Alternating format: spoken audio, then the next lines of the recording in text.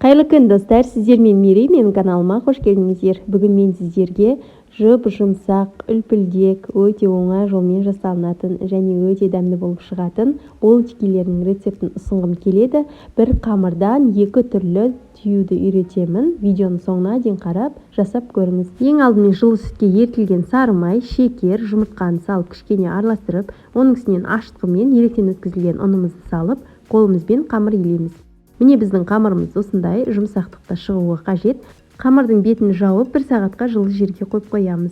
Салмасын дайындаймыз. Салмасына мен творог қолдандым. Творогтың үстіне 1 жұмыртқа және де дәміне қарай 3-4 қасық шекер қосып, вилканың көмегімен жақсылап езіп аламыз. Суы ағып кетпес үшін 1 қасық крахмал қосуды ұмытпаңыздар. Көтерілген қамырдан міне осылай қолымыздың көмегімен дөңгелек етіп қамырларды үзіп аламыз. Менде 12 дана шықты. Осы 12 дана қамырды міне видеода көрсетіп өтемін. Сіздерге бірінші түю жолы дөңгелек етіп қамырымызды жайып аламыз.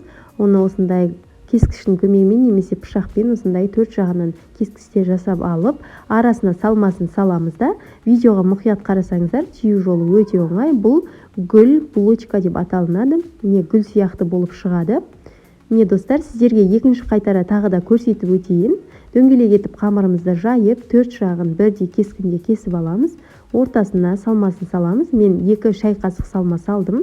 Салмамызды салып алғаннан кейін, міне 2 жағын осылай бір-біріне біріктіріп басып қойыңыздар. Өте оңай жасалынады. Сіздер де міндетті түрде осы жолмен жасап көріңіздер. Міне достар, барлық жағын бір-біріне біріктіріп, осындай гүл булочка жасап аламыз. Екінші түю жолы бұл өте қарапайым, барлығы жасап жүрген, сіздерге оңай болады деген ойдамын.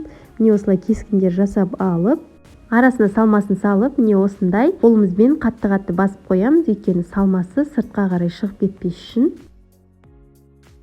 Міне достар, екінші түю жолы да өте оңай. Түйіп алғаннан кейін достар, қамырларыңызды 30 минутқа жылы жерге қойып қойыңыздар. Міне осылай төмпейіп, әдемі болып көтеріліп шығады. Одан кейін барып, осындай жұмыртқаның сарыуызын жағып, 180 градус қызып тұрған пеште қызарғанша пісіріп аламыз. Міне достар, менің булочкилерім пісіп шықты. Жұмсақ, мақтадай мамық болып шыққан. Арасына кез келген салма салсаңыздар болады. Мысалыға шоколадты салсаңыздар, немесе вареный сгущенка салсаңыздар болады. Міне достар, мен сіздерге арасын кесіп көрсетейін. Бұл жерде өте ыстық болып тұр, сондықтан мен қолым қатты күйіп тұрғаннан кейін сіздерге анық көрсете алмадым. Міне екінші түю жолы да осылай пісіп шықты. Гүлге ұқсаған өте әдемі болып шықты.